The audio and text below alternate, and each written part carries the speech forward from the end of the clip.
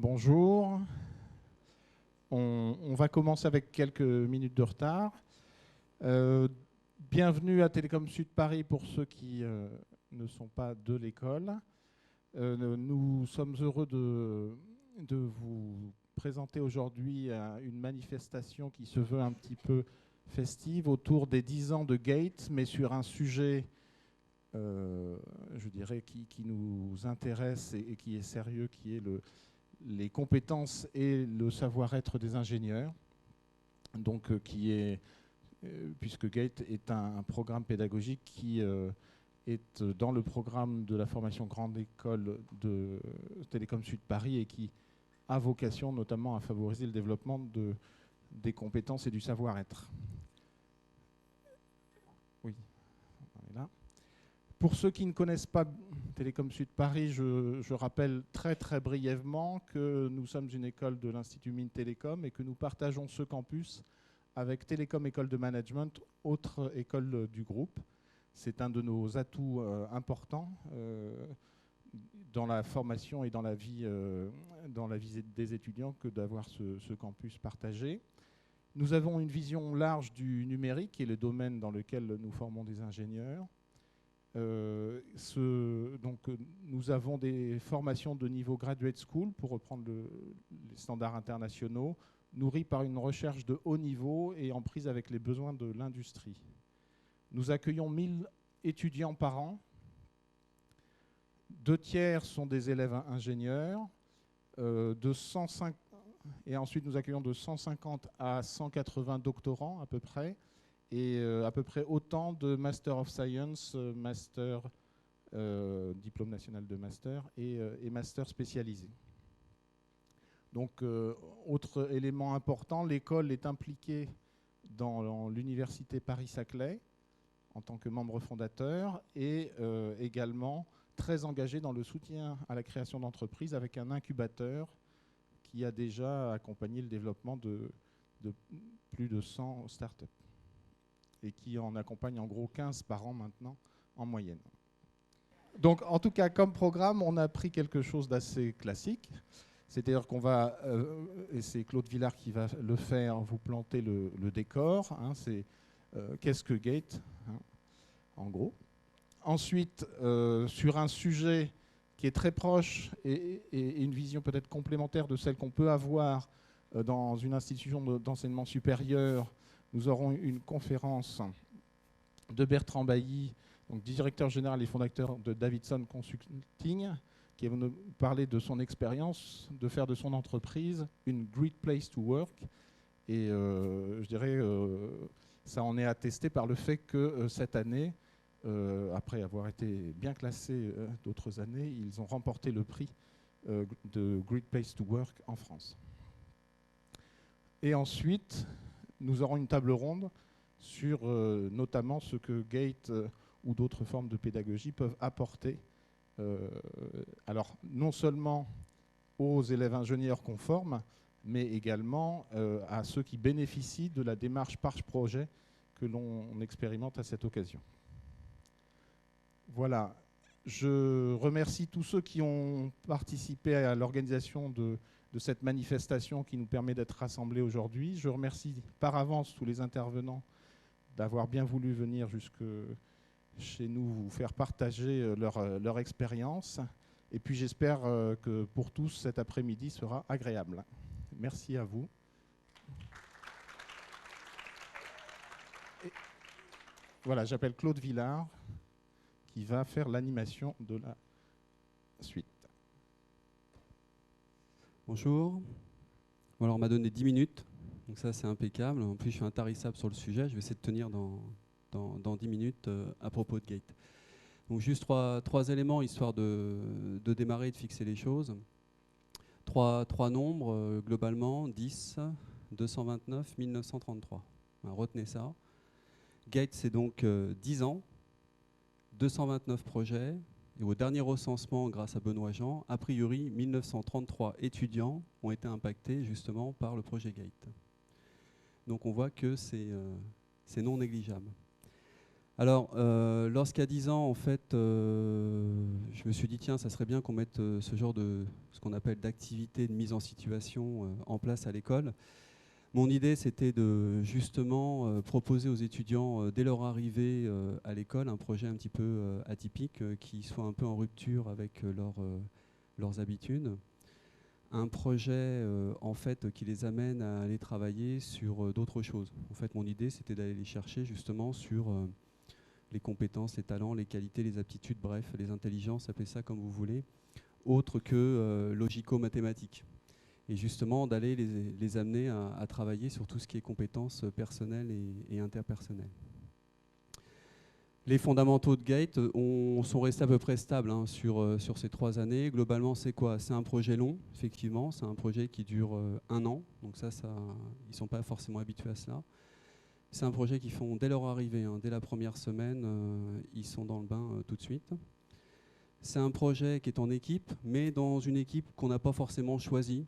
C'est-à-dire qu'éventuellement, on sait que les équipiers ont envie de travailler sur le même thème, mais on ne les a pas choisis. D'ailleurs, on ne les connaît pas, on vient d'arriver à l'école. Donc, bon, globalement, ça ressemble à quelque chose qu'on connaît après par la suite. Et troisièmement, en fait, c'est un projet qu'il faut définir. Alors ça, c'est un peu déstabilisant, c'est-à-dire que justement, c'est aux étudiants de définir leur projet, c'est-à-dire de construire, de trouver le client, de donner les objectifs, etc. Alors, on verra, c'est un petit peu évolué. J'ai un peu cédé sur ce point, quoi, en fait.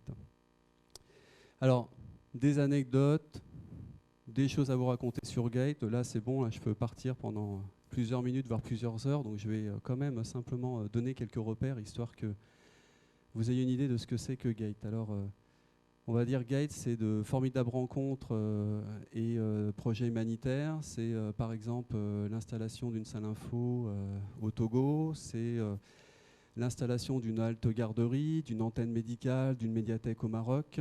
C'est l'installation d'une ludothèque en Roumanie. C'est la collecte, l'acheminement de matériel sportif pour une école primaire en Éthiopie. C'est l'acheminement, la collecte de matériel médical 5 mètres cubes, je crois, pour le Sénégal. C'est également l'organisation pour des enfants de la Lune en Tunisie de manifestations, d'animations. C'est également l'organisation de la journée de Pâques pour les enfants malades de l'hôpital Robert Debré. Alors j'en ai d'autres comme ça, hein, donc dans le domaine humanitaire, en fait, les étudiants ne sont pas à court d'idées et de beaux projets. Ce sont aussi également de belles rencontres intergénérationnelles, j'aime bien utiliser ce mot, belles rencontres citoyennes.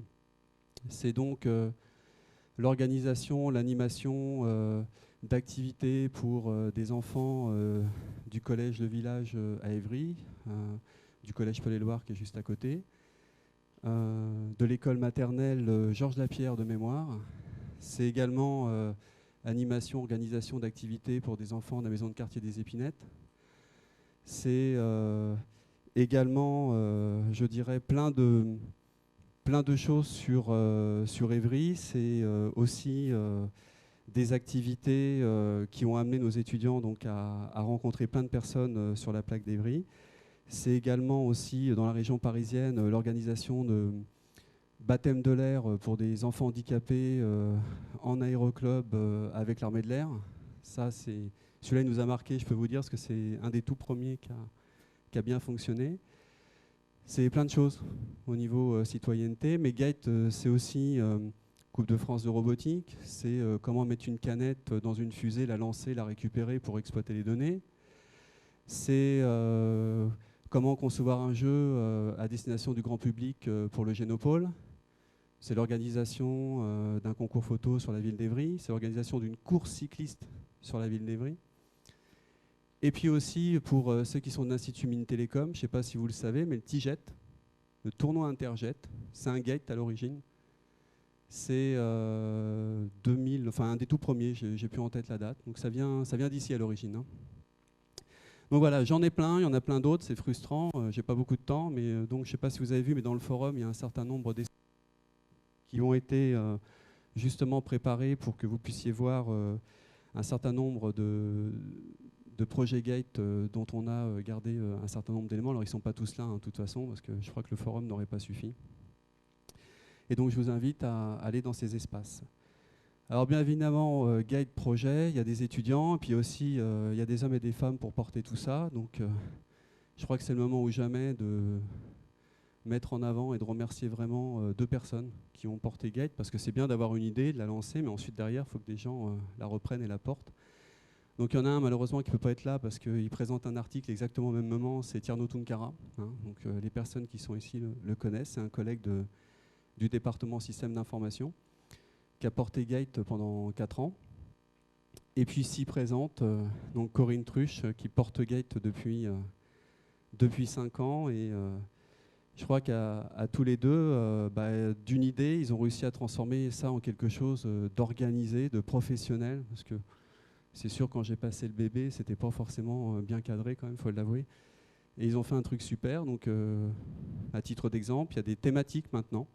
Effectivement, on a 5 thèmes, ce qui explique les 5 espaces. Donc, humanitaire, citoyenneté, ça représente quand même la moitié de nos projets. On a les catégories campus, école, et puis scientifique et technique. Alors, cela, ils ne représentent pas beaucoup, ça représente 3%, mais en fait, c'est que je ne voulais pas à l'origine que les gates soient scientifiques et techniques. C'était tout sauf ça. Mais bon, là, j'ai cédé. J'ai cédé parce qu'en fait, avec Tierno, dès la première année ensuite, ou la deuxième année, on a ouvert aux assos. On s'est dit, si on veut favoriser, je dirais, l'investissement, l'implication des premières années des 1A dans les assos, il faut que on fasse quelque chose, et Gate s'y prêtait parfaitement. Alors évidemment, la première assos qui s'est pointée, c'est InTech. Alors autant vous dire que ceux qui me connaissent, ils savent très bien comment faire pour que je devienne un peu sensible. InTech, c'est le club robot, et je suis roboticien de formation. Donc ils ont su exactement jouer sur la bonne corde pour que j'accepte qu'en fait, on ait une catégorie scientifique et technique. Et grâce à Tierno et Corinne, on a eu, au-delà des thématiques, des partenaires industriels qui sont venus nous rejoindre.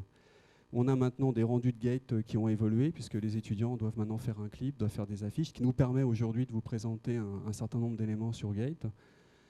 Bref, ils ont fait évoluer le produit, quoi, globalement, en faisant des choses super. Donc, vraiment un très grand merci à ces 2 personnes, parce qu'en fait, encadrer Gate, je dirais pas que c'est pas une sinécure, parce qu'il n'y a rien de désagréable. En revanche, quand on encadre Gate, il faut accepter de sortir de sa zone de confort. C'est-à-dire, les problèmes que vous avez à résoudre, ça n'a rien de scientifique et technique. En revanche, c'est des problèmes de convention, des problèmes de sécurité. Grand moment, en ce qui me concerne, je m'occupais d'un projet qui consistait justement à faire venir les enfants de la maison de quartier des Épinettes. Ah, très bonne idée, hein, sauf que pour faire venir des mineurs, qui plus est des tout petits, sur le campus, je peux vous dire que en termes de convention, etc., ça n'a pas été triste. Mais on a réussi. Et je dirais maintenant, c'est sûr que depuis 10 ans, on a commencé à bien essuyer les plâtres, et je pense que quand arrivent les différents cas, on arrive à peu près maintenant à les résoudre assez rapidement. Il y a aussi des tuteurs. Donc je tenais à remercier les tuteurs parce qu'en fait, on a à peu près tous les ans une vingtaine de tuteurs. Alors un tuteur, pour ceux qui ne connaissent pas Gate, 50 au total, hein, ça a augmenté, c'est encore pire. Donc, sur 10 ans, oui. C'est une vingtaine par an, voilà. Mais ce n'est pas le même groupe en fait.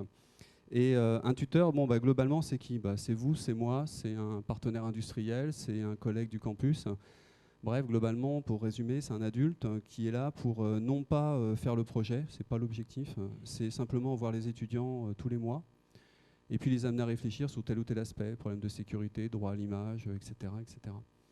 Et en fait, c'est ce que disait Corinne, globalement, on en a une vingtaine, ça tourne, mais il y a quand même un noyau dur.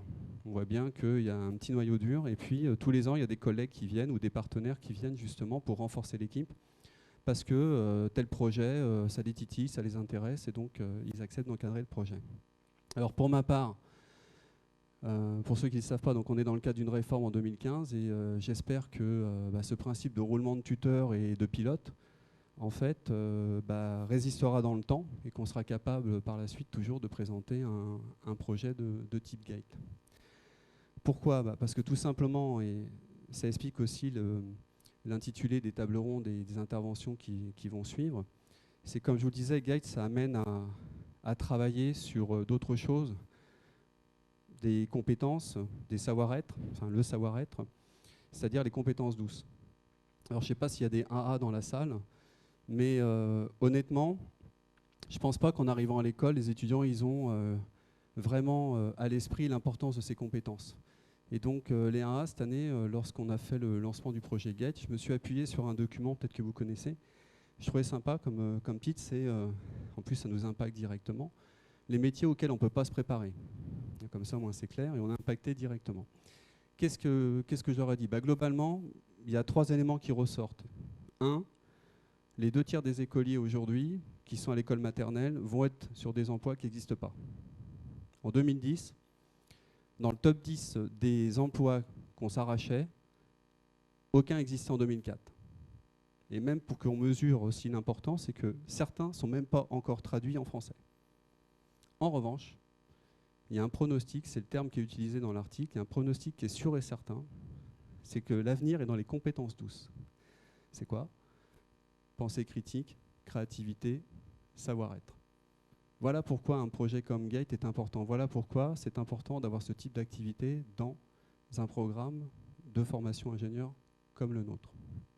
Alors, savoir-être, bien-être, si j'ose dire, je dirais qu'il n'y a qu'un pont entre les deux que je franchis. Bon, je vais me retenir. Pour moi, c'est lié. C'est intimement lié. Pourquoi? Parce que, de toute façon, le bien-être commence par le savoir-être des individus, des collaborateurs en entreprise, et le savoir-être des managers vis-à-vis des collaborateurs. Et tout le monde sait très bien que lorsqu'il y a savoir-être, bien-être au rendez-vous, la performance est là, le savoir réussir ensemble est là. Et donc c'est extrêmement important que nous, écoles, on amène nos étudiants justement à travailler sur leur savoir-être. Mais ça ne suffit pas. C'est-à-dire qu'effectivement, nous, on essaye de travailler sur ce sujet, au travers de GATE en l'occurrence, mais on sait que ça ne suffit pas, et donc là, justement, ça va être le sujet de la prochaine intervention, c'est que pour qu'il y ait bien-être au travail, il faut d'abord que les individus savent vivre ensemble, mais il y a aussi tout un contexte certainement à créer. Et ça va être le thème de l'intervention suivante, à savoir comment construire Great Place to Work pour que les personnes soient bien dans l'entreprise. Voilà, j'en ai fini sur GATE. J'espère pas avoir été trop long. Je remercie toutes les personnes, donc les étudiants qui, depuis 10 ans, ont fait super trucs, vraiment dans le cadre de GATE. Les 2 pilotes, les 2 pilotes qui ont fait de GATE le produit d'aujourd'hui. Alors, je vais le dire en plus en 1, fausse modestie, 2, parce que je ne suis pas du tout impacté par ce que je vais dire, parce que moi, je n'y suis pas pour grand-chose. C'est qu'aujourd'hui, le projet est copié, mais aujourd'hui, je peux vous dire, il n'est pas encore égalé. Et moi, j'y suis pour rien, en plus de ça, dans cette histoire. C'est parce qu'effectivement, il y a tout un truc qui a été mis en place, toute une organisation qui a été mise en place. Et quand on commence à s'attaquer à ce type de projet, on se rend compte que ce n'est pas si évident que ça. Donc c'est vraiment un élément fort de l'école, quoi. Merci également aux tuteurs, aux partenaires industriels. Et Monsieur Bailly, je vais vous passer la parole en finissant sur cette phrase, donc je ne peux pas me retenir.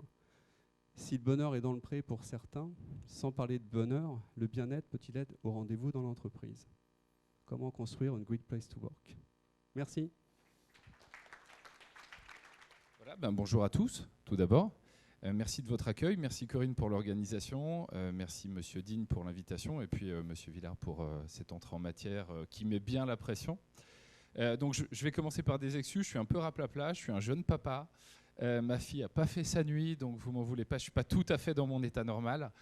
Si vous trouvez que je suis un peu moumou et que je réponds mal à vos questions, vous n'hésitez pas à me secouer un peu. Mais effectivement, je vais essayer de vous parler aujourd'hui de comment on essaye de construire une great place to work. Alors, donc vous ne couperez pas un peu de propagande. Je vais vous parler de Davidson, qui est la société que j'ai créée il y a 9 ans, avec 2 copains. Ensuite, on parlera du concept Great Place to Work. Effectivement, pas un truc qu'on a inventé, c'est un institut dont je vous parlerai. On fera un peu de philo, pas trop. Et puis, je vous donnerai plutôt des exemples de ce qui a été mis en œuvre dans la structure pour atteindre ce résultat. Il manque un point 5 qui sera vos questions. Voilà, parce que le monologue, c'est sympa, mais j'aime bien qu'on me secoue un peu et qu'on me challenge sur tout ce que je raconte. Donc, n'hésitez pas. Je crois qu'il y a un micro qui est chez Corinne, donc vous levez le doigt, vous m'interrompez. Vous n'êtes même pas obligé d'attendre la fin. Ça rendra tout ça plus vivant. Alors, Davidson, comme je vous l'ai dit, jeune société, on a créé ça en 2005, le 2 septembre. Aujourd'hui, le bébé, puisque c'est le thème du jour, se porte bien. Il y a 1300 personnes dans la société. On fait un chiffre d'affaires de 110 millions d'euros en trend annuel. On a plus de 300 clients.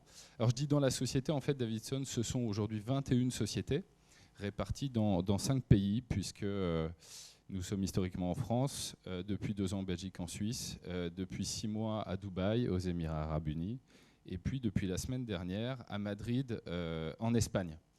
Voilà, donc 21 sociétés qui se répartissent des activités dans ces 5 pays et puis dans différents secteurs d'activité que je vous détaillerai pas pour pas vous ennuyer totalement aujourd'hui. Mais simplement, nous, notre domaine, c'est le secteur des télécoms. Donc à l'origine, on est 3 associés et une dizaine d'ingénieurs en telco. Pour certains issus des bancs de cette école, moi j'ai longtemps fréquenté cet amphi, qui donc a forgé quelques compétences et puis aussi, j'espère, quelques qualités douces de savoir-être et qu'on a essayé de déployer au sein de la société. Mais ça, je vais vous le raconter tout à l'heure. Alors, Great Place to Work, qu'est-ce que c'est ? C'est un institut qui a été créé en 91 aux États-Unis. Et cet institut, il est plus spécifiquement connu depuis 2002, puisque la Commission européenne, à l'époque, avait choisi cet institut pour faire un audit à l'échelle européenne sur le bien-être ou le mal-être. Au départ, c'était plutôt tourné de manière négative. Le mal-être des salariés dans leurs entreprises.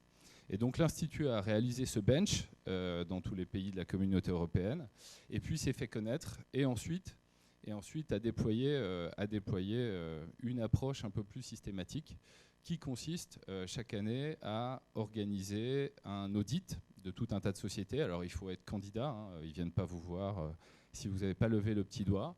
Ça coûte 3 000 €, donc c'est un budget assez symbolique, mais pour 3 000 €, ces gens-là auditent vos salariés et vous réalisent un bench. On verra juste après en quoi ça consiste. Alors ils ne font pas que ça, parce qu'ils sont malins. Une fois qu'ils ont benché tout un tas de sociétés et qu'ils ont collecté comme ça des bonnes pratiques de management, ensuite ils ont une offre de conseil qui consiste à les proposer à des boîtes d'améliorer les 5 domaines sur lesquels ils évaluent les sociétés qui candidatent au palmarès. Voilà. Donc il y a un business model derrière, ce n'est pas une œuvre philanthropique, mais elle a le mérite d'exister et nous on l'utilise. On parlera de comment après. Et puis elle nous a fait donc l'extrême honneur de faire de nous la première société du classement cette année, pour la première fois. Nous avons été 13e, puis 7e, puis 5e, puis 4e. Donc pour la première fois cette année, on est la société de France où il fait bon vivre. On était l'année dernière 7e en Europe. On attend le mois prochain le classement européen 2014. On espère faire mieux. Et surtout, je vais crâner 2 minutes, c'est la première fois dans l'histoire du classement qu'une société française est en tête. C'est même la première fois que ce n'est pas une société américaine, puisque les abonnés de ce classement à l'échelle mondiale et à l'échelle française, c'est des sociétés que vous connaissez tous beaucoup plus que Davidson, heureusement. C'est Mars, c'est Pepsi, c'est Microsoft, c'est Google, pas en France, mais dans d'autres pays, Google truste les premières places. Donc c'est des entreprises sur lesquelles vous avez beaucoup d'informations dans Capital Management, enfin tout un tas de journaux qui tissent sur eux. Voilà, alors nous on n'est pas dans Capital Management, donc on partait de loin. Mais on avait très très envie d'aller se frotter à ces Américains. Alors, que font ces gens-là ? Chaque année, moi, je donne à cet institut la liste des 1300 mails aujourd'hui de mes salariés, un peu moins au début. Et ils transmettent une 60aine de questions qui sont donc totalement anonymes. Les gens peuvent dire du bien ou bâcher leur management en répondant aux questions. Donc 60 questions. Avec une grille d'évaluation sur 5 critères. Et donc, ça va de mon patron est-il corrompu à est-ce que j'ai des formations sympas, à comment est l'ambiance, est-ce qu'on est éthique, est-ce qu'on est solidaire, est-ce que l'intégration dans l'entreprise se passe bien. Bon, je ne vais pas toutes les citer, mais tout est scopé depuis l'administratif jusqu'à des choses très opérationnelles, pragmatiques et du domaine de l'ambiance. Alors, voilà nos résultats. Donc récent, publié le 18 mars. Donc pour obtenir cette première place, on a sur les 5 critères, crédibilité, respect, équité, fierté et convivialité, obtenu en moyenne plus de 90% de taux de satisfaction. Ça veut dire que globalement, 9 personnes sur 10 sont plutôt contentes d'être chez nous. Et puis la 10e, on travaille à la rendre un peu plus contente que les... Enfin, au moins aussi contente que les 9 autres. Voilà. Je ne vais pas vous commenter ce tableau qui est super chiant, mais qui a l'intérêt de montrer qu'on ne discrimine pas les femmes par rapport aux hommes, les aînés par rapport aux plus juniors, les confirmés par rapport à ceux qui viennent d'entrer. On a un des points remarquables et dont on est assez fier aussi, c'est que finalement, la confiance s'érode peu avec les années. Parce qu'on peut se dire, les gens arrivent, ils sont tout contents, c'est super, et puis ils découvrent l'envers du décor, et tout d'un coup, tout devient plus lugubre. Non, on a globalement des résultats qui sont consolidés sur plusieurs années d'expérience et plusieurs années dans l'entreprise. Voilà. Bon, quoi qu'on soit jeune, encore une fois, moi, j'ai pas de salariés qui ont plus de 9 ans chez moi, puisque je n'ai que 9 ans d'existence. Alors, pour comprendre ce qu'on allait faire dans ce classement, je peux vous parler quelques minutes de la jeunesse du projet DAV, comme on dit, ou Davidson. Donc, nous sommes sur un secteur qui est celui du conseil. Alors, du conseil en technologie d'abord et du conseil en management, puisque c'est notre deuxième pôle d'activité. On est sur un secteur dévasté, voilà, en termes de bien-être des individus dans leur entreprise. Il y a quelques exceptions, mais qui confirment une règle qui est assez triste, c'est que dans le monde du consulting, les gens ne restent pas longtemps. On a un turnover considérable. Alors les sociétés communiquent en général sur 10-15% de turnover. La réalité, c'est plutôt 35-40. Donc je suis passé par un groupe qui perdait chaque année 35% de son staff consultant. Voilà, donc avec un turnover d'un tiers de l'effectif tous les ans, construire une boîte sympa, c'est évidemment pas évident. Et d'ailleurs, réciproquement, comme il n'est pas évident d'avoir une boîte sympa, il y a du turnover qui en découle. Donc on est dans un secteur où les gens ont un faible sentiment d'appartenance, un secteur dont l'image s'est considérablement dégradée.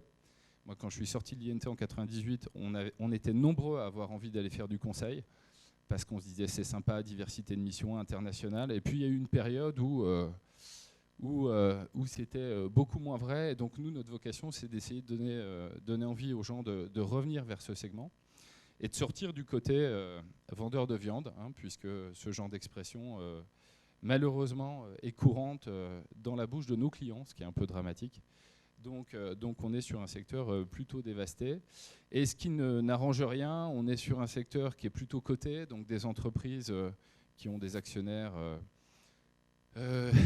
qui pilotent, qui sont là, qui demandent du résultat.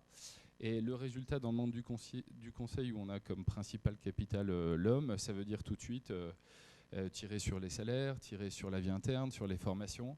Donc c'est sûr qu'on avait un écosystème, un environnement qui était peu favorable. J'ajoute une composante qui rend les choses difficiles, c'est que nos salariés à nous ne sont pas au siège. La plupart de nos salariés réalisent des missions chez des clients. Alors développer du sentiment d'appartenance avec des gens qui sont dans X pays, Y clients, et qui ne sont pas tous les jours au bureau et qu'on n'a pas tous les jours sous les yeux et à côté pour bosser ensemble, c'était aussi un challenge qui était intéressant. Voilà, donc le constat qu'on a fait en 2005, c'est qu'il y avait un mal-être dans ce secteur qui pourtant, plus que n'importe quel autre secteur, devait mettre l'homme au centre de ses priorités.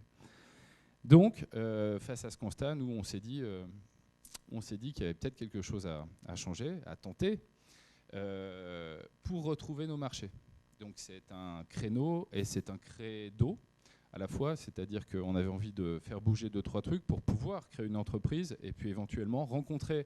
Alors, j'ai mis nos marchés parce que nous, on a besoin de rencontrer 2 marchés pour réussir. On a besoin d'avoir des clients, donc un marché commercial, business. Et puis, on a besoin d'être un employeur de référence sur le marché du recrutement. Alors, j'aime pas ce terme, mais c'est celui qu'on emploie en général. Donc, on a besoin de rencontrer des gens qui ont envie de venir travailler chez nous. Il faut que les meilleurs soient chez nous si on veut réussir les plus beaux projets, avoir des clients contents qui reviennent. Donc il fallait casser les codes et pas juste les codes commerciaux, les codes marketing, mais casser les codes profondément dans l'organisation et la structuration de DAV. Et donc, ce qu'on s'est dit, c'est qu'on allait travailler sur une proposition de valeur au pluriel et pas seulement une proposition de valeur sans S, de valeur technique auprès de nos clients, et qu'on allait essayer de mettre en place une entreprise qui ait une histoire sympa à raconter d'un point de vue humain.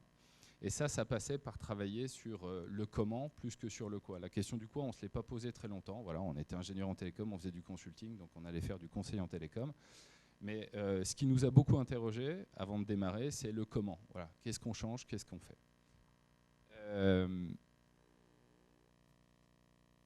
Alors on a pris quelques décisions, tout de suite. Dès la création ou juste avant. La première décision qu'on a prise, c'est de lire. Voilà. Alors, dans le monde de l'entreprise, les gens sont tout le temps pressés, ne s'arrêtent pas beaucoup pour bouquiner. Donc nous, on a commencé par bouquiner tout un tas de trucs que les Américains bouquinent depuis plus longtemps que nous, c'est-à-dire tout un tas de bouquins sur l'art du management collaboratif, participatif, sur les nouvelles organisations. Donc vous avez peut-être entendu parler d'agilité, d'organisation et de management 3.0. Vous avez peut-être entendu parler d'holacratie, c'est un autre concept très à la mode qui nous vient aussi des States. Nous, il y a un troisième bouquin qui nous a beaucoup, enfin troisième domaine qui nous a beaucoup inspiré et qui est concrétisé par ce bouquin, c'est l'entreprise horizontale. Donc voilà, Frank Ostroff, je le connais pas, je vais finir par l'appeler un jour ce type-là parce que son livre a été lu 1000 fois chez nous et tout gribouillé de partout et postité de partout, mais Frank Ostroff doit être un mec brillant puisqu'il a écrit ce bouquin dans les années 90. Et dans les années 90, bon, la mode, c'était pas encore des entreprises très agiles, très américaines, ambiance start-up, organisation décentralisée. Et pourtant, ce mec-là, il dit que l'entreprise du 21e siècle, c'est une entreprise qui doit s'adapter aux nouveaux comportements, aux nouveaux modes de communication et qui ne peut plus fonctionner de manière traditionnelle, pyramidale, hiérarchisée, verticale, d'où le terme d'horizontalité. Et alors, voilà, ce que dit Ostroff, c'est qu'il faut se débarrasser de ce truc-là.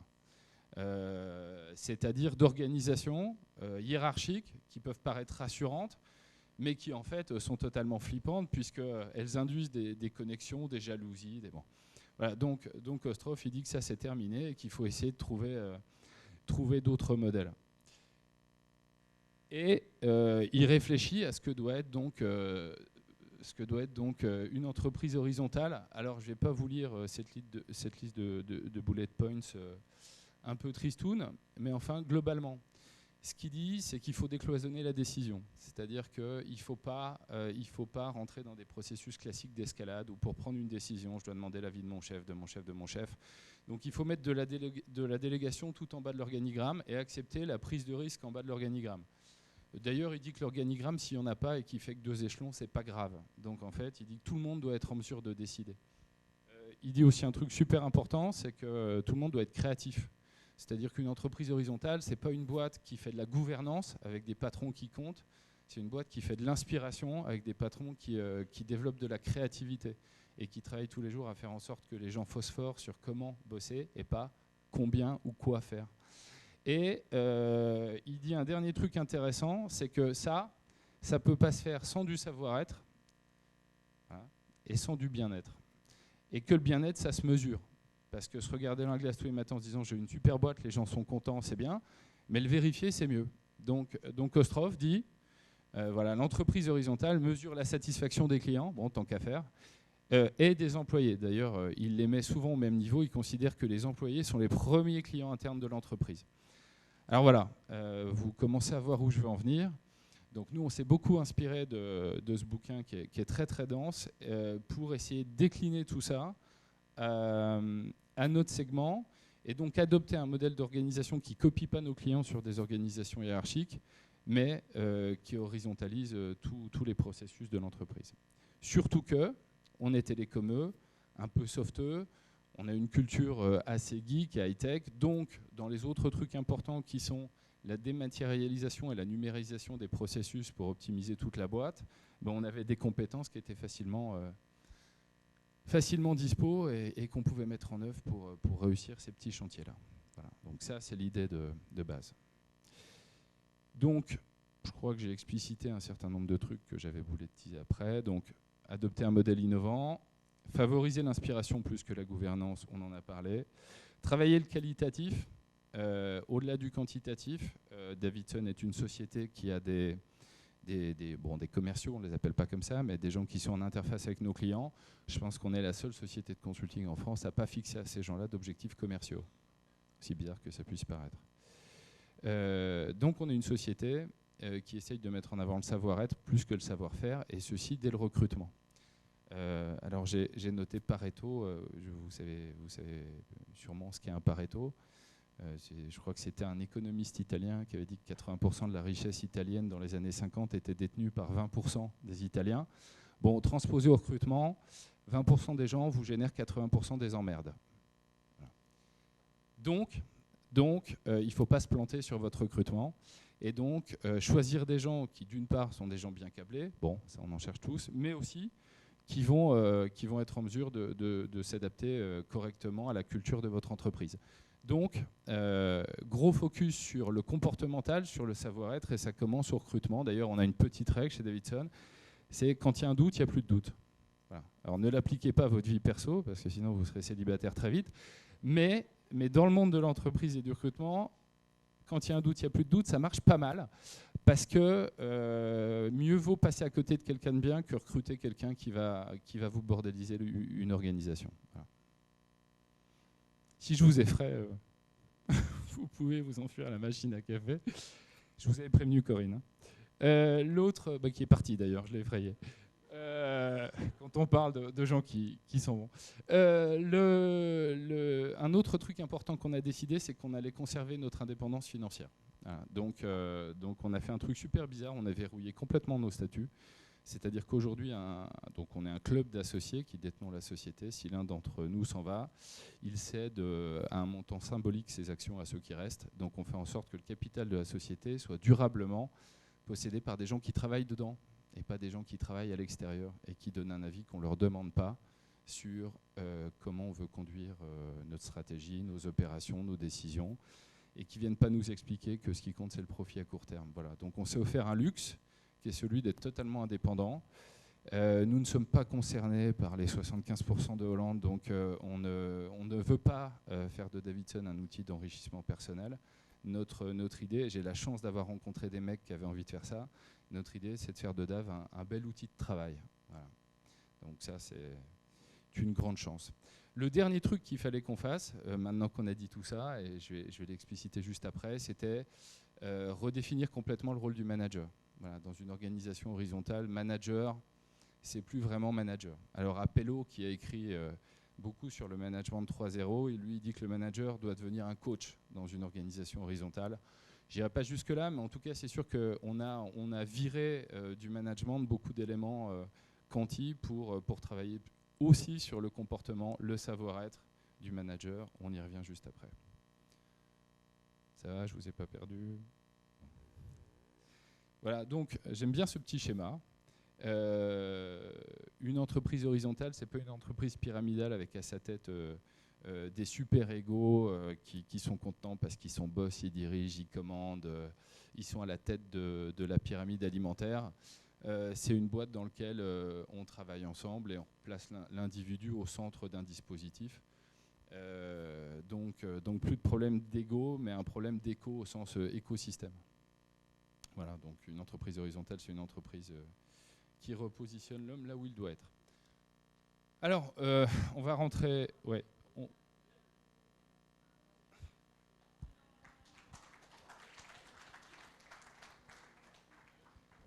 Mais vous ne savez pas encore ce que c'est. Le premier truc qu'on a fait, après avoir lu, on a écrit. Donc, vous avez la couverture d'un bouquin qui existe. Hein. J'ai oublié d'en apporter, en plus, je suis désolé, je vous en aurais volontiers passé quelques-uns.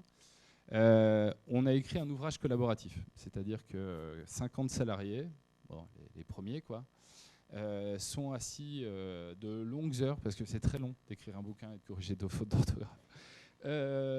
Et d'en trouver au bout de la 40e relecture. On s'est assis autour d'une table et on a écrit ce qu'on voulait être nos codes de management. Bref, on a soclé nos valeurs. Alors, aujourd'hui, c'est un beau petit outil qui nous sert de com. Bon, des candidats qui veulent nous découvrir lisent ça. Au départ, c'était un truc un peu plus vicelard.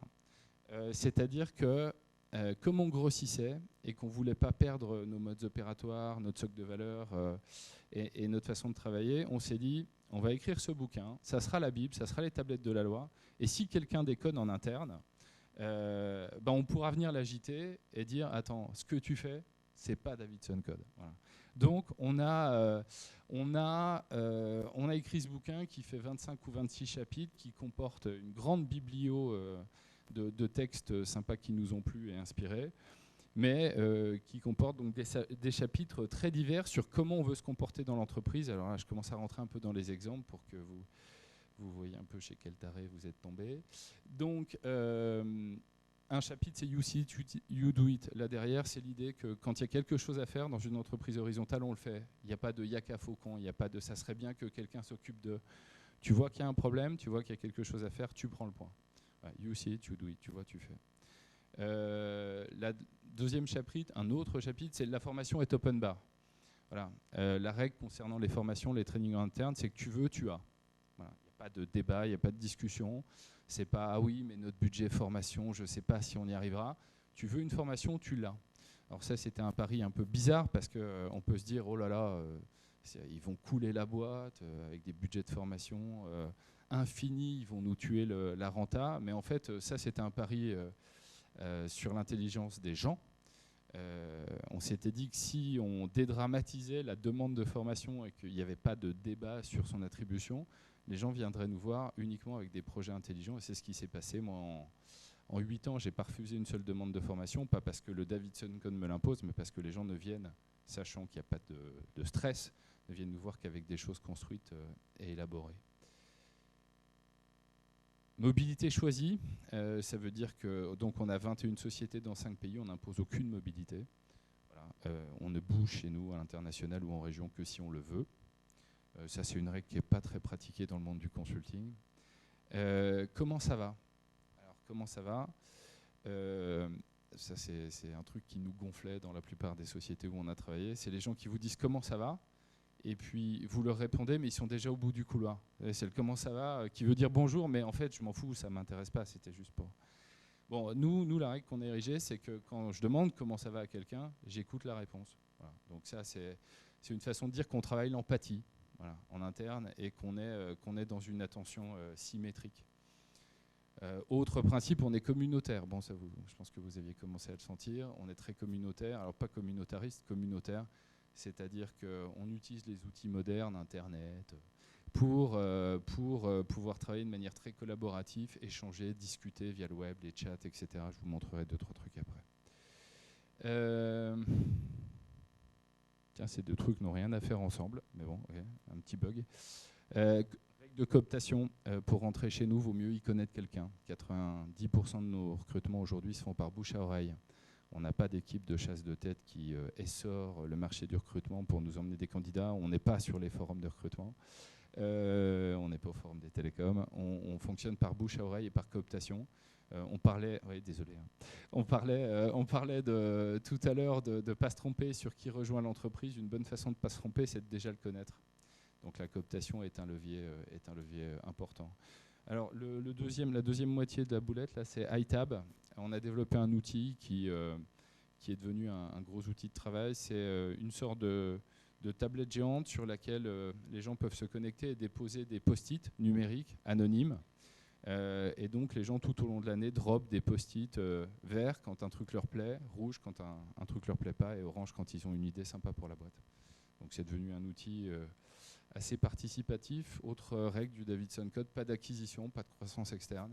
Voilà. La tentation fut forte une ou deux fois, mais donc le Davidson Code nous l'interdit, c'est-à-dire qu'on a pris la décision qu'on ne ferait pas d'acquisition, on ne ferait pas de croissance externe, même si ça aurait pu, par exemple, nous permettre de démarrer beaucoup plus vite en Espagne et aux Émirats Arabes Unis. On en avait les moyens, mais on n'y est pas allé, parce qu'on préfère prendre le temps de construire avec des gens qui sont déjà dans la bande, favoriser la promotion interne pour lancer des projets de création d'entreprise, plutôt que d'aller chercher, à risque d'ailleurs, des acquisitions qui pourraient être indigestes dans la culture de l'entreprise. Voilà. Dernier point, puis j'arrête, je ne vais pas vous les faire les 25. Pas de RH. Alors, pas de RH, ça veut dire ça ne veut pas dire qu'il n'y a pas de ressources humaines. Il y a une équipe ressources humaines qui phosphore sur des chantiers de ressources humaines dans la boîte. Par contre, il n'y a pas de RH opérationnel. C'est-à-dire qu'il n'y a pas de gens qui font le suivi opérationnel RH. Ce sont les managers ou les coachs ou un mélange des deux qui sont au contact de leur équipe, et on n'a pas mis de couche d'abstraction parce que malheureusement ce sont souvent des couches d'abstraction de ressources humaines comme dans certains groupes traditionnels.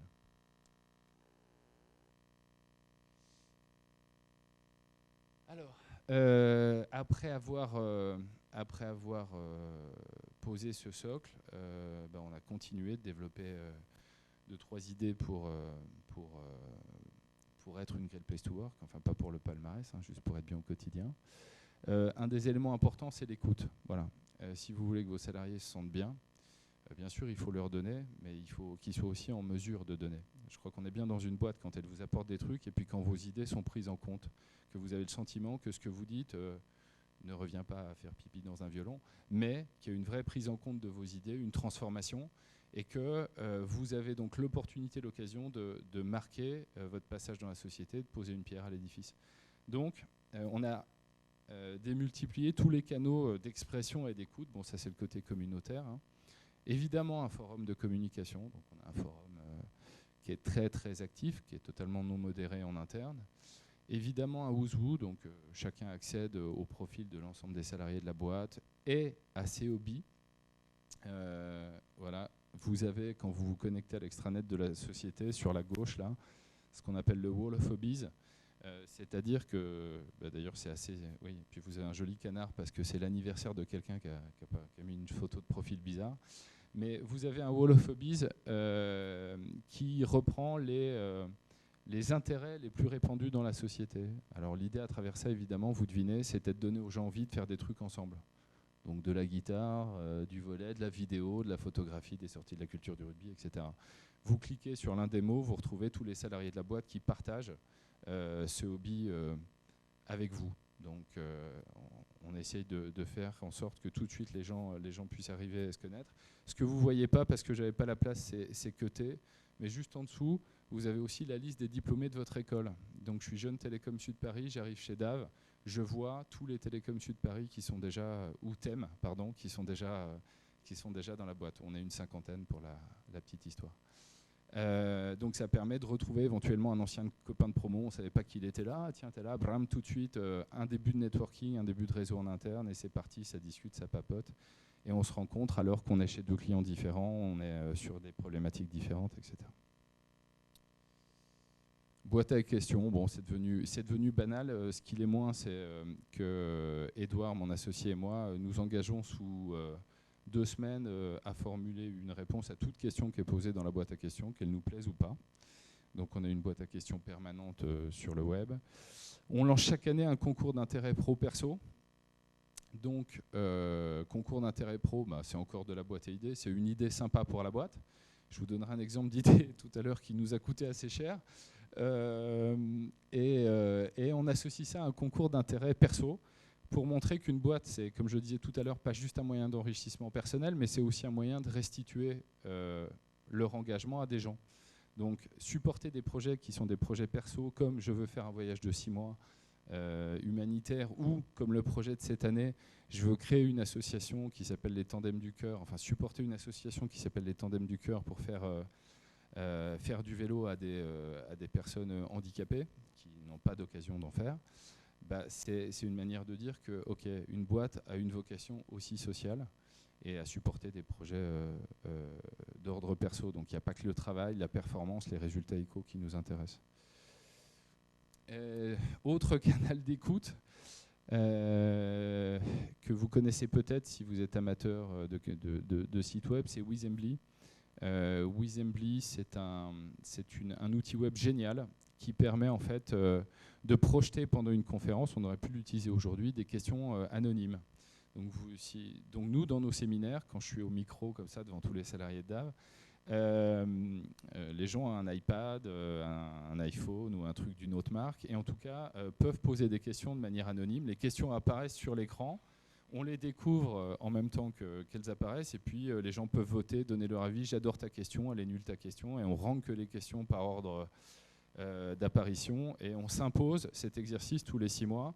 qui est de répondre sans filet aux questions ouvertes de nos salariés dans nos petites assemblées Weasembley. Donc c'est un peu comme l'iTab dont on parlait tout à l'heure, là, les post-it numériques, mais exercice live devant tout le monde pour prouver qu'on n'a rien à cacher, on peut répondre à peu près tout. Des sondages réguliers, on a un petit outil de sondage sur le forum, je ne sais pas si on le voyait juste avant, non, il est coupé aussi. Donc dès qu'on se pose une question et qu'on n'est pas sûr de la réponse, eh ben on sonde, voilà. On n'a pas la prétention d'avoir la science infuse.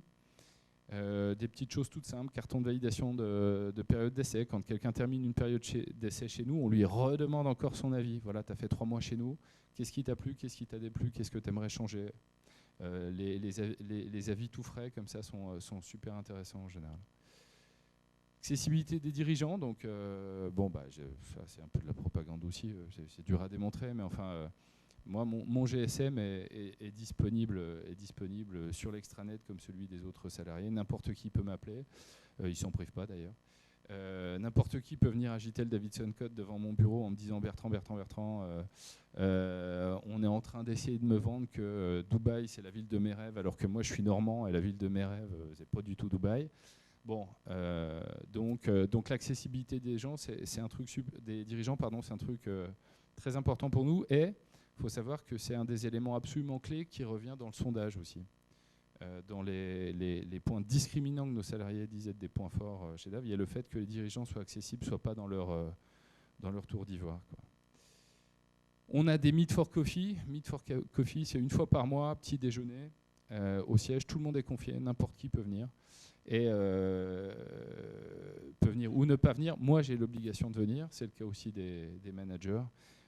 C'est un point de passage obligatoire pour nous, donc on est là et si les gens ont besoin de nous parler, de nous dire un truc et n'ont pas réussi à nous catcher pour nous le dire, le Meet for Coffee sert à ça.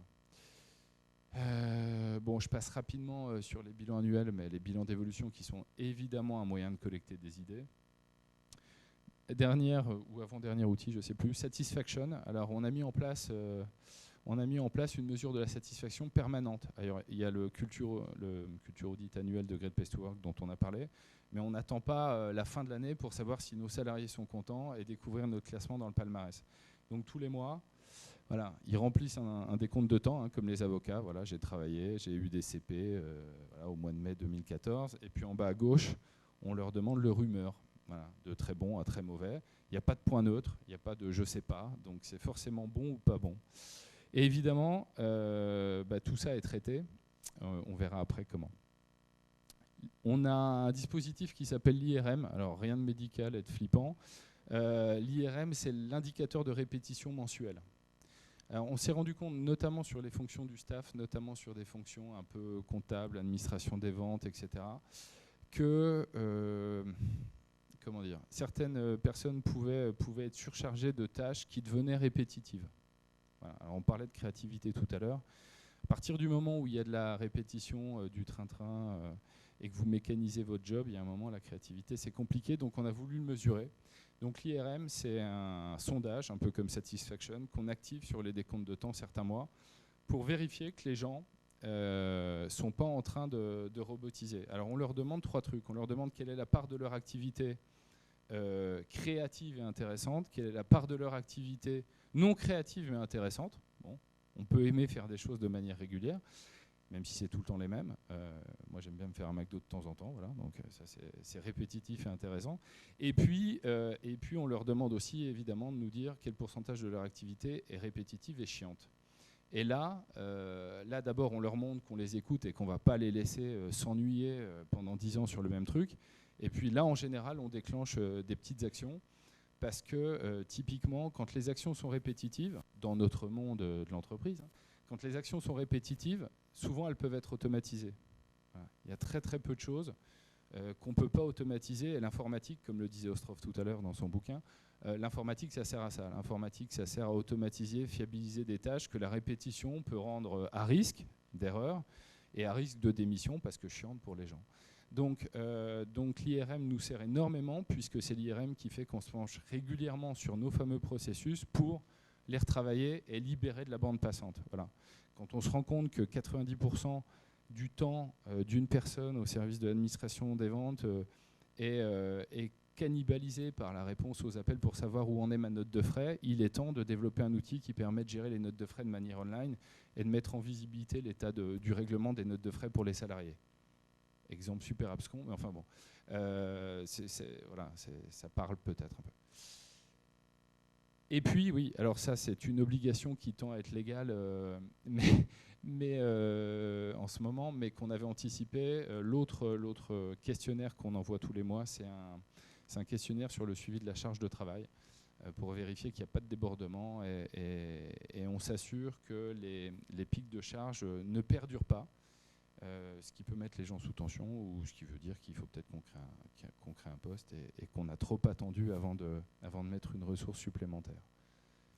Voilà des exemples de toutes les petites choses qu'on fait pour écouter les gens. Et alors, je vais essayer dans combien de temps il me reste? Très peu, je vais accélérer. De vous montrer ce que ça donne en pratique quand on écoute les gens, avec des exemples très concrets. Alors déjà, ça donne des soirées. Donc nous avons une culture très festive. Il se passe pas une semaine chez Davidson sans qu'il y ait une soirée. Hier soir, c'était soirée bus discothèque dans Paris. Bon, voilà, ils ont fait le tour de Paris en bus discothèque. Bon, ça a plu à une 50aine de salariés. Nous avons une culture très festive. Voilà, et on se fait des bars en glace, enfin bon, tout un tas de trucs comme ça. Nous avons des choses moins festives, mais importantes. Une crèche d'entreprise, voilà, qui me ferait du bien d'ailleurs. Donc on a une trentaine de places en crèche d'entreprise pour que les gens puissent déposer leurs enfants. Bon, ça, c'est pas super original. Il y a plein de boîtes qui l'ont fait. Des sociétés de consulting, beaucoup moins. Donc on en est quand même relativement fiers. On a, comme plein de boîtes, un petit programme. Alors nous, on n'a pas appelé ça 5 fruits et 5 légumes, parce que alors, des légumes à la cafette, c'est quand même tristounet.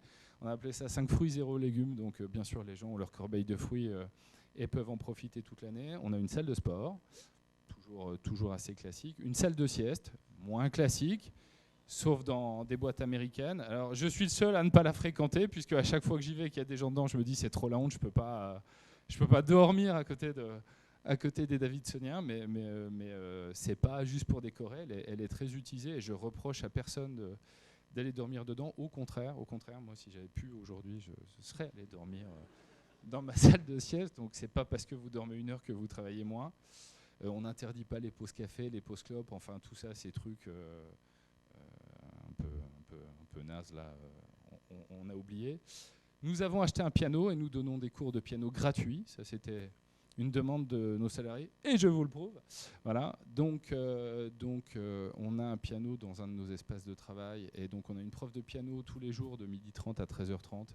Et donc les gens peuvent découvrir cette passion qu'on a quelques-uns à partager. Alors ça, c'est le projet sur lequel on n'aurait pas dû interroger les salariés l'année dernière. Alors le campus d'Ave, c'est le projet de l'année. On va l'inaugurer le 2 juillet. Si certains d'entre vous ont envie de voir ce truc, vous êtes les bienvenus. Il y aura plein de télé. On fait ça à Clamart. Petit Clamart, pas très très loin. Le campus d'Ave, c'est quoi? Les salariés nous disaient, notamment les jeunes salariés, nous remontaient à travers les dispositifs précédents que c'était juste plus possible de se loger en région parisienne. Voilà. C'est cher. Les propriétaires sont chiants. Si vos parents sont d'origine étrangère, ne sont pas capables de vous fournir une caution, ça devient vraiment très problématique. Et donc, ils nous disaient, bon, au secours. Alors, la plupart des boîtes, quand les salariés leur disent au secours sur le logement, elles répondent % patronal, % logement. Bon, pour ceux qui connaissent, ça ne va pas régler vos problèmes de logement de manière significative. C'est des dispositifs très douteux, en tout cas qui dysfonctionnent largement en France. Nous, notre solution, elle a été différente. On a racheté une maison à Clamart, enfin une maison, grosse maison, qui était à moitié en ruine et on l'a retapé complètement pour en faire un campus. Alors moi, j'appelle ça notre campus post-étudiant parce que donc il y a des studios, il y en a 9, et puis un jardin, un barbecue, une salle de projection télé, une PlayStation, une grande cuisine, un grand salon. Donc on propose des logements 30-35% en dessous du prix du marché meublé à nos juniors. Voilà. Donc le junior qui arrive chez nous et qui dit moi bosser en région parisienne c'est difficile, on lui apporte une solution Ça règle aussi, voilà, donc ça c'est une image du salon. Ouais, on la voit pas très bien, mais bon, voilà, on a fait ça avec des matériaux nobles. C'est vraiment pas ambiance. Comment on appelait ça là, les crousses là, ou je sais pas quoi. Donc c'est vraiment très très joli. On veut vraiment chouchouter les gens et ça répondait à une autre problématique. Moi, j'en avais marre d'avoir en entretien des gens qui me disaient j'adore Davidson, j'ai envie de venir bosser chez vous, mais votre concurrent me propose 50 € de plus par mois. Ce qui était une situation qui m'a toujours flippé parce que je comprends le mec ou la jeune femme de 22 ans qui me dit 50 €, pour moi c'est toujours 50 € au prix des loyers. Je comprends l'argument, mais enfin rater un job sympa, une boîte sympa pour 50 €, il y a un moment c'est d'une tristesse inouïe. Donc quand on veut quelqu'un et qu'il est très bon, on lui règle la question de son logement. Et on n'est plus à 50 € là, puisque donc ils ont des logements et des espaces de vie super sympas pour 600 € par mois au lieu de 900, 1000. Enfin, voilà. Donc ça c'est le projet campus, coût de l'opération 900 000 €. Donc voilà, c'est pour ça que je disais tout à l'heure qu'on aurait dû éviter de poser la question. C'est l'investissement immobilier le plus stupide de l'histoire de l'immobilier parisien, puisque évidemment c'est quelque chose qu'on n'amortit pas du tout avec les loyers, donc on s'endette et on perd de l'argent tous les mois pour faire ça. Mais on estime que ça fait partie de notre rôle de régler les problèmes de nos salariés et puis que ça nous donne un peu de sex appeal sur le marché du recrutement dont on parlait tout à l'heure. On a une chargée d'ambiance. On a deux même, puisque je fais une proposition d'embauche lundi pour recruter son binôme, puisque ça ne suffit plus. Donc on a une chargée d'ambiance. Alors la chargée d'ambiance, elle fait beaucoup de choses chez nous. Par exemple, elle s'occupe du campus, parce que je vous ai parlé d'un campus, mais il faut accueillir les gens, leur donner des clés, une serviette. S'ils arrivent de province, la brosse à dents, le savon. Les petits kits de bienvenue du campus, c'est elle qui les commande et les fournit. On va parler de goodies tout à l'heure, c'est elle qui s'en occupe. La déco, l'aménagement des locaux, la salle de sieste, c'est elle qui s'en occupe. Les soirées, c'est elle qui s'en occupe. Les soirées chez Davidson, c'est devenu une boîte d'événementiel dans la boîte. Hein. On a un budget assez considérable. Donc Anaïs Robineau, chez nous, vous pouvez la googliser, lui dire coucou. Elle adore discuter avec plein de futurs Davidsoniens. Anaïs Robineau est notre chargée d'ambiance et notre community manager, c'est-à-dire que c'est elle qui s'assure que la vie interne de l'entreprise, le forum, que ça circule bien. C'est elle qui vient me tirer l'oreille si je ne tiens pas mon engagement de répondre à une question d'un salarié, c'est-à-dire si au bout de 10 jours... la question traîne et j'ai pas vu parce que c'est passé à la trappe dans ma mailing list. C'est elle qui va me dire Bertrand, tu dois une réponse. Donc elle s'assure que la vie est sympa en interne. Bon, réponse à toutes les idées, ça c'est un engagement qu'on a pris, mais bon, on a commencé à en parler. Voilà, donc là vous avez, ça c'est la boîte à idées. C'est une vieille capture d'écran, donc c'est plus très frais, mais à côté de chaque idée, on s'engage sous 10 jours à mettre un Pac-Man. Qui sourit ou qui fait la gueule en fonction de la réponse à l'idée. Budget chocolat illimité, note de frais, personne ne vous emmerde avec ça. Fleurs, pareil. Dans le respect d'un cadre de travail harmonieux et évidemment sans déborder, mais on a le droit d'offrir des fleurs à un collègue ou une collègue sympa. Les goodies sont illimités, c'est-à-dire que quelqu'un qui veut commander des goodies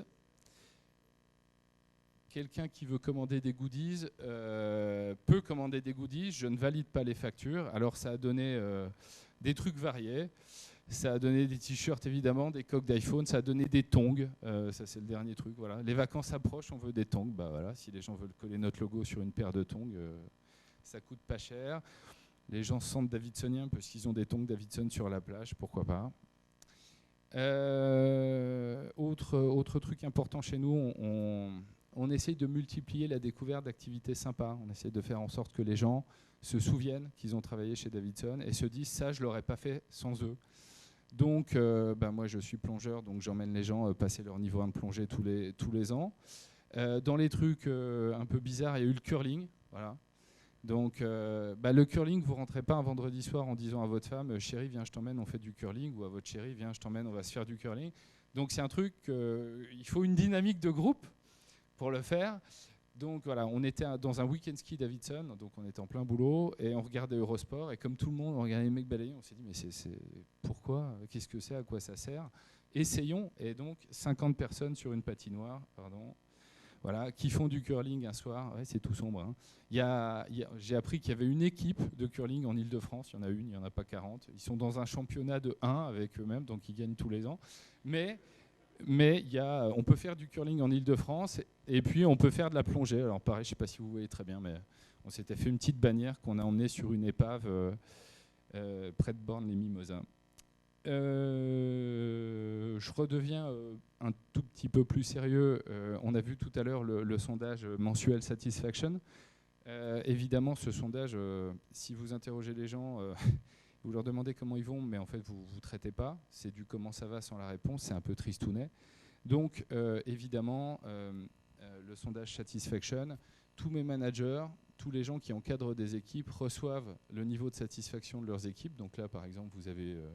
Voilà, Julien est un très mauvais manager puisque Jian Najib qui est chez lui se plaint. Et moi, ou les directeurs des 21 entités, on reçoit chaque mois une concaténation qui supervise la durée du mécontentement. Parce qu'on peut être malheureux pendant un mois, c'est pas grave, on peut avoir une surcharge projet, on peut avoir un souci perso, parce qu'on s'est rendu compte que beaucoup de gens, c'était pour eux aussi l'occasion de nous faire part d'un souci personnel. Qui méritait souvent d'être écouté. Mais là, c'est plus intéressant, enfin, c'est pas bon signe, mais c'est plus intéressant quand sur plusieurs mois, comme ça, on a une insatisfaction qui s'installe. Et là, ce qui se passe, là, c'est un peu moins Great Place to Work. Moi, quand je vois que Maxime, depuis 4 mois, rend malheureux quelqu'un qui travaille dans son équipe, je vais lui demander ce qu'il a fait. Voilà. Alors, pas pour lui dire, Maxime, t'es nul, puisque Christine se plaint de ton management, mais juste pour pas rentrer dans une politique autruche. Voilà, pas la tête dans le sable, il y a des problèmes, on les traite tout le temps. On va chercher les problèmes. Un problème humain ou un problème boulot que vous traitez dans l'instantané va vous prendre 1 heure, vous le traitez 3 mois après, il va vous prendre 3 heures. Vous le traitez 6 mois après, vous avez une dème, hein, c'est pas... Donc vous avez tout perdu, quoi. Faut que j'accélère là, hein, vraiment. Hein, ouais. Bon, je vais peut-être pas me lancer dans la redéfinition du rôle du manager, qui est un truc encore un peu chelou chez nous. C'est gentil, merci. Merci beaucoup. Mais je vais me faire tuer. Alors, bienvenue chez les fous, 2e épisode. Chez nous, le manager, comme vous allez le voir, n'est pas un gouvernant, c'est un inspirant. Donc je vais très vite, promis. Ce qu'on demande à un manager chez nous, c'est de poser l'ambiance, surprendre, rendre les réunions marrantes, aller à contresens, savoir dire merci, savoir célébrer. Ah oui, savoir dire merci, très important. Dans la plupart des boîtes, on n'ose plus dire merci parce qu'on pense qu'on dit merci, les gens vont demander du salaire. Alors, faut pas dire merci. Bon, nous, on dit merci quand on trouve que c'est bien. Et puis, c'est quelqu'un qui apprend aux gens à voir le verre à moitié plein. Voilà. Alors, dans la vraie vie, le verre n'est pas toujours à moitié plein. Hein. Problème de maladie, de cancer, je ne sais pas, il n'y a pas de verre à moitié plein, le verre est vide et c'est chiant. Mais dans le boulot, dans notre monde à nous, qui est un monde de bac+5, de gens câblés, de gens intelligents, il n'y a pas de problème, il n'y a que des solutions, même si j'aime pas cette phrase, mais en l'occurrence là, elle est vraie. C'est-à-dire qu'on peut toujours trouver une solution. Donc on peut travailler, avoir le verre à moitié plein. Et c'est le rôle des managers, coachs, de faire ça. Le rôle, c'est d'inspirer, de montrer l'exemple, transparent, vérité, pas diacafoncon, donc you see it, you do it. C'est évidemment de faire ce qu'ils disent, c'est d'essayer d'être dynamique et de travailler la symétrie des attentions. C'est-à-dire qu'effectivement, je demande quelque chose à quelqu'un, mais je lui restitue son effort. Et inversement, je lui donne quelque chose, je le surprends, je lui apprends quelque chose, je travaille avec lui, il va me restituer mon effort. Rôle du manager, c'est de garantir la qualité de vie au travail. Alors, traiter les conflits par la rencontre. Ça peut paraître tout bête, mais certains chefs ou chefs de projet dans des équipes étudiantes, quand il y a un problème, ils parlent à l'un, ils parlent à l'autre, et ça booste leur ego d'être dans une sorte de position d'arbitrage où je vais rendre ma sanction, je vais dire qui a raison. Alors, nous, ça ne sert pas à ça un manager. Un manager, ça sert à mettre dans le même bureau 2 personnes qui ont un problème et les faire se parler jusqu'à ce que le problème soit réglé. C'est tout. Donc, ce n'est pas une posture de sanction ou de décision, c'est une posture d'animation de la résolution des conflits. Manager égale géo. Alors, je vous ai parlé de la plongée, pour moi. Chacun de mes 72 managers a un chantier interne d'animation de la vie interne. Et à la fin de l'année, s'il n'a pas géré son chantier, on râle. On râle gentiment, mais on râle. Donc, à chacun de s'occuper du club théâtre, de l'assaut tennis, de la plongée, de choses plus sérieuses. Nous sommes en train d'aboutir notre certification PMI pour la société qui est très importante en project management. C'est un de nos managers qui a décidé d'animer ça cette année. Mais chaque manager a un chantier global et transverse qu'il doit piloter. On travaille l'empathie. On passe nos journées à répéter que c'est la plus belle des qualités dans le monde professionnel. Voilà, on parlait de savoir-être et de bien-être tout à l'heure. Sans empathie, il n'y a rien. Si vous n'écoutez pas les gens avec qui vous bossez, si vous ne savez pas qui ils sont, ce qu'ils veulent, comment ils pensent, vous êtes cuit, vous ne ferez rien parce que vous allez projeter sur eux vos modes opératoires, vos façons de penser et de décider et vous ne les emmènerez pas avec vous. Donc on travaille l'empathie, on apprend à relativiser, on forme. Les managers sont aussi des gens qui doivent s'impliquer dans la formation. Voilà, moi je forme en gestion du temps, donc tout le monde doit bosser là-dessus. Quatrième rôle du manager, il n'en reste plus qu'un après. C'est garantir l'équilibre de vie pro-perso. C'est le rôle du manager, la responsabilité du manager de garantir cet équilibre. Donc on revient sur le comment vas-tu. Deuxième point très important pour nous aussi, c'est accepter qu'il n'y ait pas d'étanchéité entre les problèmes pro et perso. Il y a beaucoup de sociétés aujourd'hui qui vous disent qu'il ne faut surtout pas mélanger. Surtout pas mélanger le pro et le perso. Ça les arrange bien. Comme ça, laisse tes problèmes à la maison et bosse. Ben, nous, on pense le contraire. Cette étanchéité-là, il faut qu'elle saute. Alors, ça ne veut pas dire qu'on est voyeuriste. Ça ne veut pas dire qu'on va se mêler de trucs qui ne nous regardent pas. Ça veut juste dire qu'on accepte que oui, des problèmes perso puissent avoir des conséquences sur le travail. Et on considère dans ces cas-là qu'une matière dure, personnelle, rencontre une matière molle, le travail, et que c'est au job et au contexte boulot de s'adapter et pas l'inverse. Voilà. Et puis, du coup, on va jusqu'à aider des gens à solutionner des problèmes perso. Qu'est-ce que je vais vous donner comme exemple qui ne soit pas trop voyeuriste, justement. Bon, je ne le citerai pas. Moi, j'ai un salarié qui est venu me voir il y a quelques semaines et qui me dit Bertrand, je suis dans la merde financièrement. Donc, je lui dis pourquoi tu es dans la merde financièrement? Tu as un salaire tout à fait correct. Bon, c'est ma réponse par défaut. Tu as un salaire tout à fait correct. Non, c'est pas vrai. Hein, je reconnais quand on a mal embauché. Donc je lui dis pourquoi ça va pas. Il me dit ça va pas parce que j'ai acheté un appart, loi 1900, je sais pas quoi là, je peux pas virer mes locataires, on m'avait dit que je pourrais les virer, je peux pas les virer, les loyers sont trop bas, je m'endette, je me suis rendette, j'ai 3 crédits à la conso. Ah ouais. Je lui dis c'est pas grave, elle bosse ta femme? Non. Ah. Elle est au courant? Non. D'accord. Tu lui as dit que tu avais des problèmes perso, que ça serait bien qu'elle prenne un job et que vous sortiez temporairement de la mouise? Non. Elle est ingénieure, elle est tout à fait en capacité de bosser. Bon, là, nous, on a une chance. C'est qu'on met tout le poids de l'entreprise sur nos partenaires, notamment bancaires. Donc moi, j'ai appelé perso notre banquier. Je lui ai dit, voilà, c'est un mec très important chez nous, très sympa, qui fait du très bon boulot. Donc au boulot, et notre banquier a racheté ses 3 crédits à la conso pour les planquer derrière du crédit tout à fait classique. Et au passage, renégocier son taux. Par les temps qui courent, c'est très facile. Mais en tout cas, on met nos 100 millions d'euros de chiffre d'affaires et le poids de l'entreprise sur nos partenaires qui peuvent régler des problèmes perso. Voilà, donc bon, petit exemple en passant, mais tout ça pour dire qu'on y va. Moi, je considère que c'est dans notre rôle d'aller jusque-là. En tout cas, si les gens nous y autorisent, c'est-à-dire pas d'ingérence encore une fois, mais on peut aller jusque-là. Et puis dernier point, donc un manager, ça fait travailler ensemble, ça développe la créativité, la fertilisation croisée, donc la formation open bar, c'est un truc auquel on tient et que les gens défendent. Développer la créativité, c'est quelques réflexes de management, c'est que feriez-vous plutôt que voilà ce qu'il faut faire, voilà ce que je t'impose de faire. Et puis, bon, ça on en a déjà parlé 36 fois aujourd'hui, c'est évidemment ouvrir tous les canaux de communication pour laisser les gens exprimer leurs idées, leurs sentiments et les traiter. Voilà. J'en ai fini, est-ce que vous avez des questions ?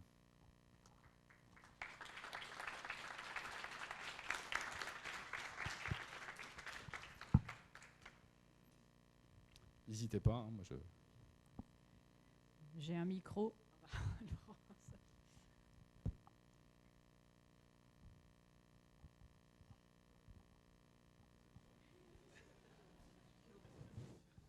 Bon, déjà avant de poser la question, merci de nous faire autant de bien, hein, c'est quand même très, très sympathique. juste une question, vous l'avez rapidement évoqué, mais je ne suis pas sûr d'avoir complètement compris. Quelle est votre motivation à vous et celle des fondateurs ?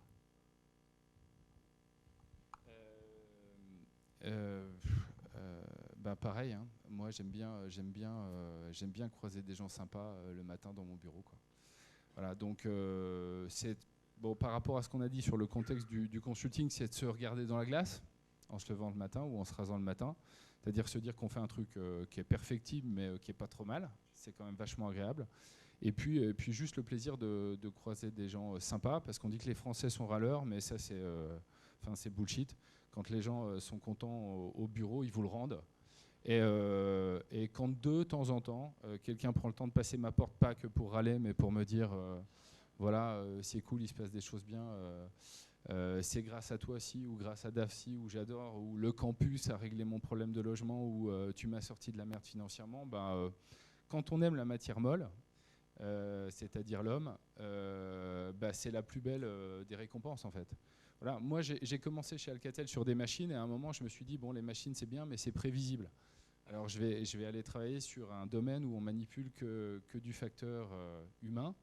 Et quand on aime l'aléatoire lié au bonhomme, quand de temps en temps, au milieu de cet aléatoire, il y a des choses positives qui sortent, c'est des satisfactions délirantes.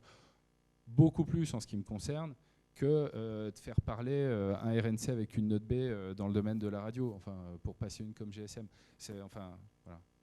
Donc moi, à un moment, j'avais envie d'aller traiter de problématiques plus managériales, parce que l'homme est plein de surprises. Donc, je ne sais pas si ça répond.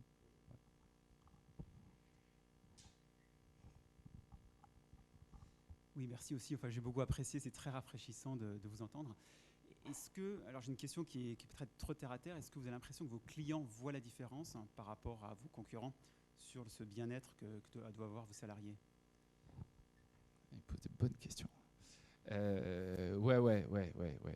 Les clients, bon, on a bien grandi, hein, comme vous avez vu, donc on l'aurait pas fait sans des clients qui nous reconnaissent un petit peu. Donc oui, les clients le voient. Ils le monétisent pas toujours. Voilà, c'est-à-dire qu'ils nous demandent de faire mieux pour le même prix que les autres, on va dire. Mais non, ils le voient. Quand on a eu cette première place, il y a deux trucs qui m'ont fait plaisir. Le premier, c'est que tout un tas de salariés nous ont dit bravo, c'est super, on est tous super fiers.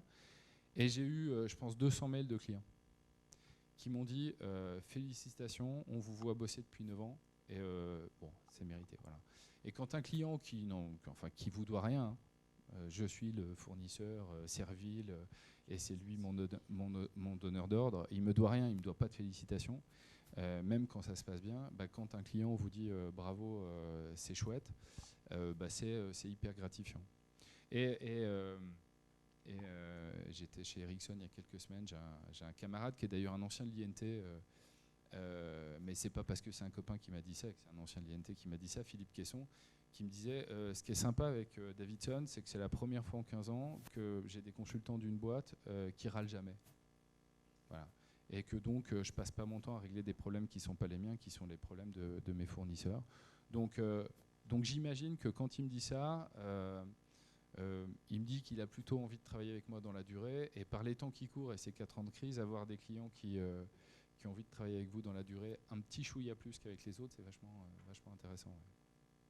Donc oui, je pense que maintenant c'est bon. Et puis dans le domaine, je termine, bon là ça devient super abstrait, mais dans notre domaine qui est l'achat de conseils, de prestations intellectuelles, il y a ce qu'on appelle des acheteurs. C'est en général notre barrage pour aller travailler auprès des grands comptes. Et il y a un certain nombre de normes environnementales, éthiques, sociétales qui sont en train de mûrir là. Et de plus en plus, les grands groupes demandent à leurs achats pas seulement d'acheter des gens pas chers et compétents, mais d'acheter des gens pas chers, compétents, respectueux du droit du travail et respectueux d'une forme d'éthique sociale. Alors il était temps, mais en attendant ça nous aide bien. Qu'est-ce que je peux citer Airbus, avec qui on n'arrivait pas à travailler jusqu'à cette année, est venu nous voir parce que on a eu ce prix et la direction des achats d'Airbus nous a dit voilà, vous faites typiquement partie peut-être des fournisseurs des prochaines années, du type de fournisseur avec qui on aimerait travailler. Et puis de temps en temps, ils viennent aussi débriefer. On fait partie. Bon, on est dans un certain nombre de clubs de réflexion, on va dire, sur le management, et on les rencontre et ça les intéresse. Et donc on a des feedbacks positifs comme ça.